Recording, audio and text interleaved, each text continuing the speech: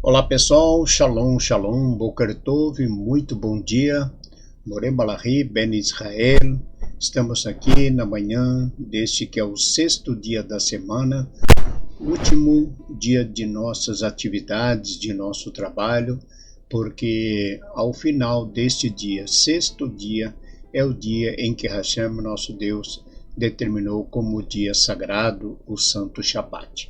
Receber o Shabat é receber uma rainha.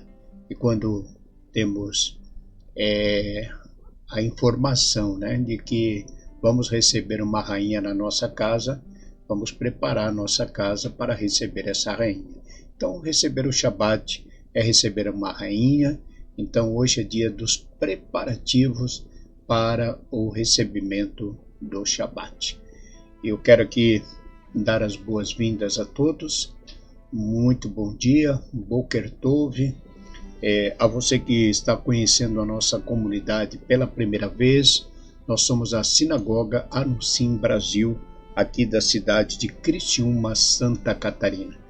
Tenham todos um ótimo dia, Boker Tov. Eu quero aqui também, hoje nós estamos já no dia 17 do mês de Nissan, ou melhor, 17 do mês de abril do ano de 2026, e estamos no dia 30 do mês de Nissan, hoje, último dia do mês de Nissan.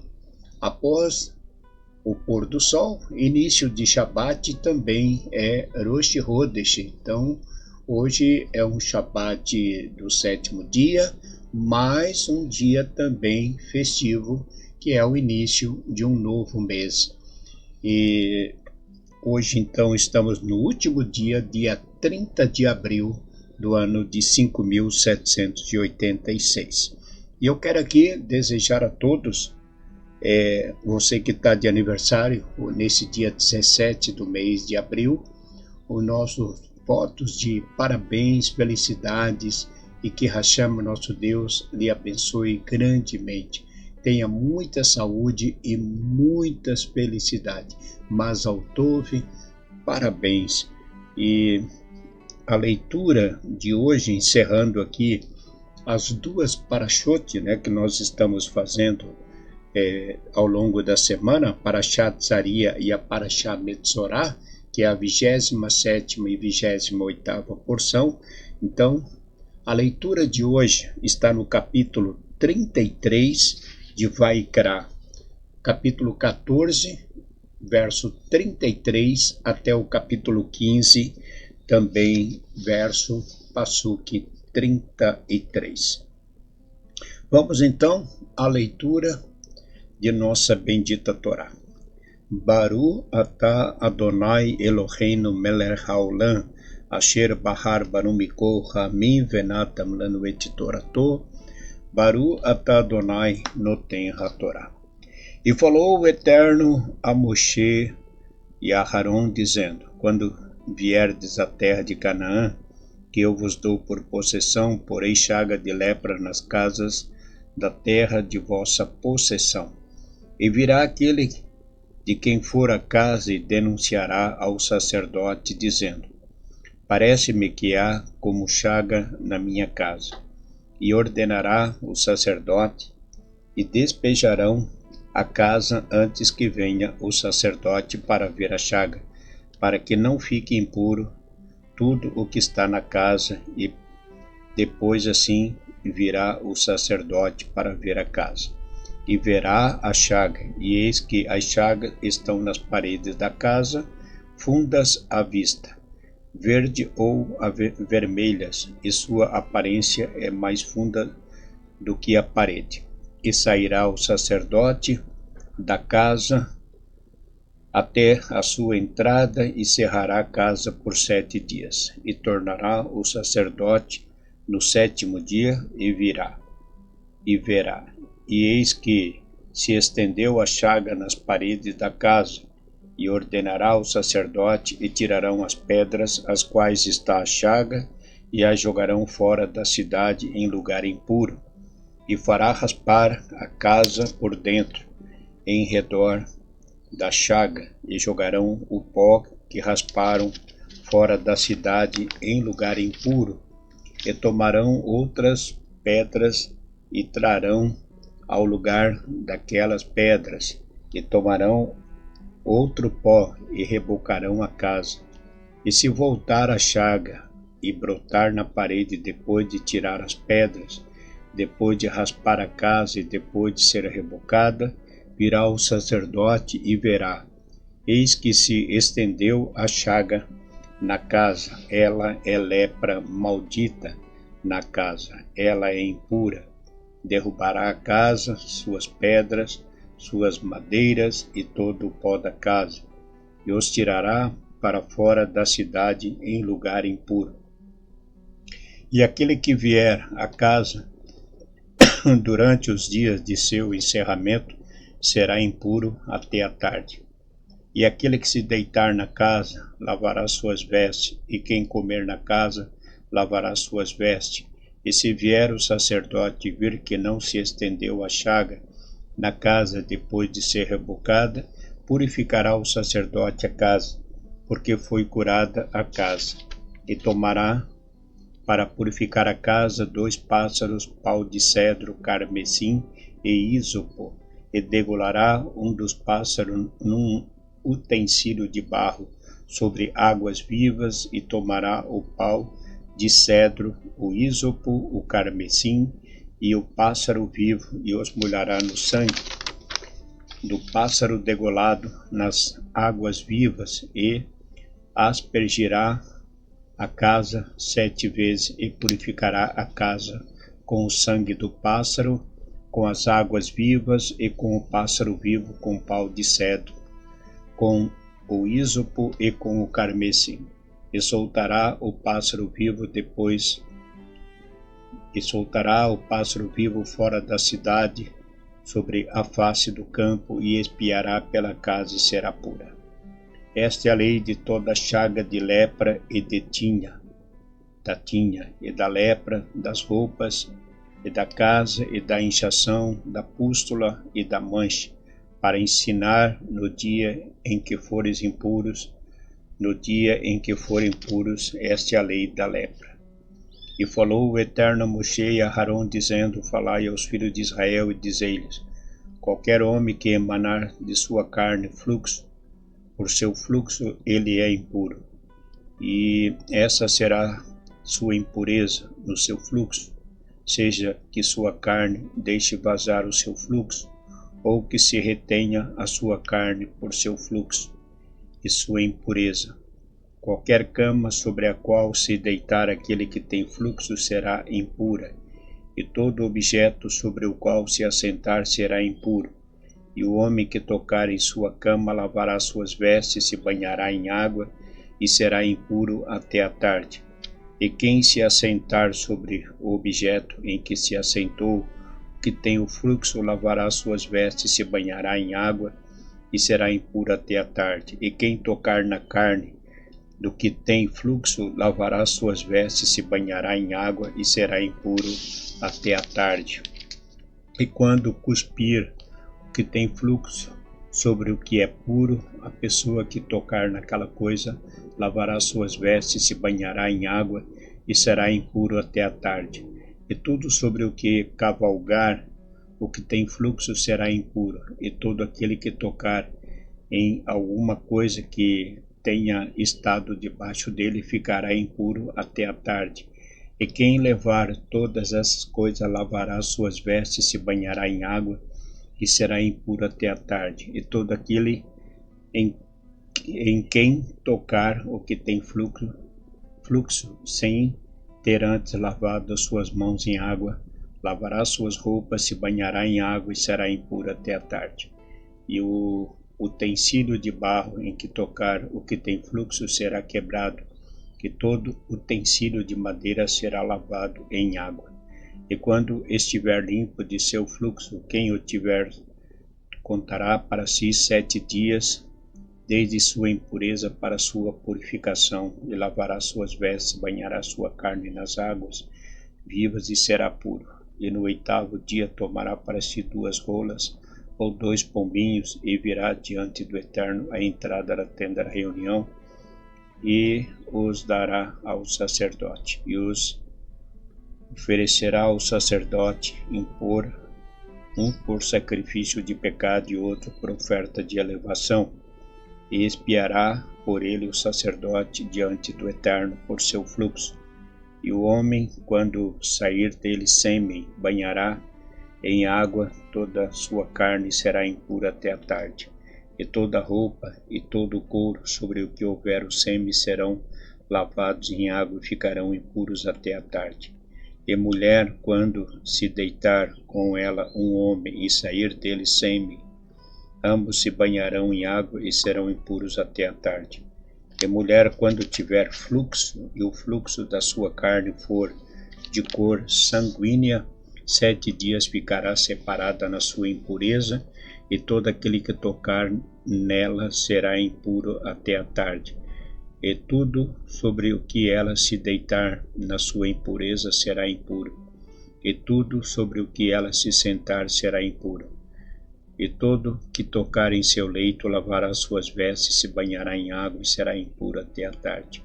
E todo que tocar em todo objeto sobre o que ela se tiver assentado, lavará suas vestes, se banhará em água e será impuro até a tarde. E quem tocar sobre o leito ou sobre o objeto em que ela está sentada, tocando nele, será impuro até a tarde. E se um homem se deitar com ela, a sua impureza passará sobre ele, ficará impuro 7 dias. E toda a carne toda a cama em que ele se deitar, se fará impura. E a mulher, quando emanar o fluxo de seu sangue, por muitos dias fora do tempo de sua menstruação, ou que emanar além do tempo de sua menstruação, todos os dias do fluxo de sua impureza serão como os dias de sua menstruação, ela é impura. Toda cama sobre a qual ela se deitar durante os dias de seu fluxo, lhe será como a cama de sua menstruação, e todo objeto em que se sentar será impuro com a impureza de sua menstruação, e todo que tocar nele se tornará impuro, e lavará suas vestes, banhará em água e será impuro até a tarde. E se ela se limpar de seu fluxo, contará para si 7 dias e depois se purificará. E no 8º dia tomará para si 2 rolas ou 2 pombinhos e os trará ao sacerdote à entrada da tenda da reunião, e os oferecerá ao sacerdote, um por sacrifício de pecado e outro como oferta de elevação, e expiará por ela o sacerdote diante do Eterno pelo fluxo de sua impureza. E separareis os filhos de Israel de suas impurezas, e não morrerão por suas impurezas ao contaminar minha morada, que está no meio deles. Esta é a lei daquele que tem o fluxo, e daquele de quem sai o sêmen, que por eles se tornaram impuros. Aquela que está indisposta por sua menstruação, e daquele que tem o fluxo para o homem, para a mulher, e para o homem que se deitar com uma que está impura. Amém. Baruch atah Adonai Eloheinu melech haolam, asher natan lanu Torat emet vehayo lana tabitohinu, Baruch atah Adonai noten hatorá. E assim nós finalizamos a leitura de nossa bendita Torá, da Parashá Tzaria Metzorah. No início de dessa Parashá, dessas 2 Parashot, no início, na primeira aliá, nós iniciamos falando com respeito à lepra e a maneira como o homem, ou mesmo a mulher, poderiam alcançar a purificação, a cura, por meio de ofertas, de sacrifícios, uma vez dado o diagnóstico pelo sacerdote homem, mulher, deveriam passar por um processo de purificação até que eles estivessem completamente limpos. E no 8º dia, após tudo que era então verificado pelo sacerdote, que já não havia mais chaga, então no 8º dia ele oferecia o sacrifício. O que nós vimos no final dessa leitura fala também, já na Parashá Metzorá, no final aqui da leitura da Parashá Metzorá, ela segue falando também de impureza, mas não mais de uma impureza causada por uma doença, pelo um pecado, como nós vimos, que era a Lashon Hará, e por consequência disso, a lepra. Então, a Torá segue falando de impureza, mas não mais em relação à chaga, mas falando em fluxo sanguíneo que poderia tanto sair do homem como também da mulher após o seu período menstrual, ou mesmo caso ela tivesse um período que passasse do período normal da sua menstruação. Então, todas essas duas parashot falam de impureza. Só que essa impureza, tanto do homem como da mulher, em relação falando aqui da impureza de fluxo sanguíneo, ela não era por um pecado, digamos assim. Poderia ser uma enfermidade, algo que aconteceu, e ela poderia então estar colocando para fora do seu corpo um fluxo além do período normal de uma mulher. E da mesma forma, isso poderia também acontecer com o homem de uma maneira como uma doença, uma enfermidade. Por exemplo, hoje existem várias doenças. Existe uma doença que ela ataca as veias que estão no reto, que é a doença chamada de hemorroida. Então é uma doença que, quando rompe algum vasinho, então começa a colocar sangue pelo reto. Então é algo que na época do templo, um homem que sofresse com essa enfermidade, ele estava numa condição de impureza. Então ele tinha que passar por um processo, tratar a sua enfermidade, e depois então contaria os 7 dias de sua purificação, e no 8º então ele oferecia o sacrifício. Então o que nós vimos aqui, concluindo essa leitura, é que o sacrifício, um era por pecado e outro não, era para purificação. Então, o que a Torá fala que eram levados, como nós já comentamos, uma rolinha, 2 pássaros, para um que era oferecido para purificação e outro para perdão de pecado. Então, o que nós vimos aqui é algo que não está de acordo com o pensamento de muitas pessoas, que acreditam que só há remissão de pecados por meio de derramamento de sangue. Então, a pessoa só alcança o perdão por meio de derramamento de sangue. Nesse caso, aqui nós não temos um sacrifício de animal, mas sim a aceitação dos pássaros, que eram, no caso, eram soltos também, Haviam situações que o animal era oferecido também a Deus, mas na questão de purificação, como nós já falamos ao longo da semana, ele poderia oferecer farinha, azeite, e era também feita a expiação pelos seus pecados. Bom, a leitura, para nós finalizarmos, ela fala sobre a casa, né? A casa serve, a casa que a Torá fala seria, quando disse Moshe a Harão, quando vierdes à terra de Canaã, que eu vos dou por possessão, eu porei chagas de lepra nas casas.